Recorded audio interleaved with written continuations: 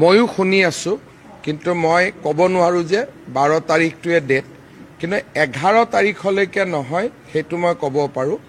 নতুন মন্ত্ৰীসভাৰ শপত গ্ৰহণ 11 মে'ৰ পিছত হ'ব।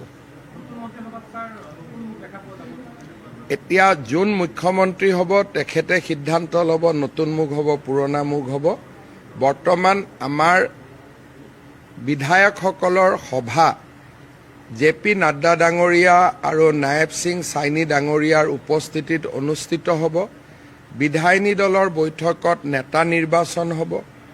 তাৰ ঠিক লগে লগে NDAৰ বৈঠক হ'ব।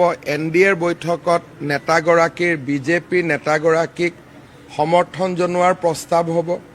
তিনিওটা দলে ৰাজ্যপাল মহোদয়ক আকৌ সাক্ষাৎ কৰিব। ৰাজ্যপাল মহোদয়ে মন্ত্ৰীসভা গঠনৰ বাবে নিৰ্বাচিত নেতাজনক আমন্ত্ৰণ জনাব আৰু তাৰ পিছত মন্ত্ৰীসভা গঠন হ'ব। তাৰ পিছতহে নতুন মুখ পুৰণা মুখৰ কথা আহিব। গতিকে এইবিলাক সাংবিধানিক একোটা পদক্ষেপ। গতিকে এই পদক্ষেপ কেইটা পূৰণ হ'ব লাগিব।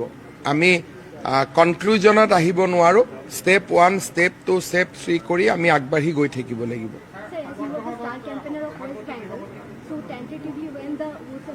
I think neither you should ask me that question and neither I am authorized to reply to that question. হ'ব? বিধায়িনী দলৰ বৈঠক ডেফিনেটলি 11 তাৰিখৰ আগতে অনুষ্ঠিত হ'ব। যেহেতু 11 তাৰিখৰ পিছত শপত হ'ব, হয়তো 11 তাৰিখেও বিধায়িনী দলৰ বৈঠক হ'ব পাৰে, হয়তো 10 তাৰিখেও বৈঠক হ'ব পাৰে। আজি বা কালি সেই সম্পৰ্কত আমি নাড্ডা ডাঙৰীয়াৰ কাৰ্যালয়ৰ পৰা খবৰ পাম। ডেটটো জগত প্ৰকাশ নাড্ডা ডাঙৰীয়া আৰু নায়েব সিং চাইনি ডাঙৰীয়াই নিৰ্ধাৰণ কৰি আমাক জনাব আৰু সেই দিনতে বিধায়কসকলৰ বৈঠক হ'ব। Already central observers has been appointed, but they have not yet indicated the date. But I am sure that there will be oath in Bihar, there will be oath in Bengal.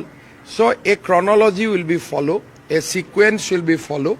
So let us wait for today or tomorrow. By today evening or tomorrow, everything will be clear. Dhanyabad.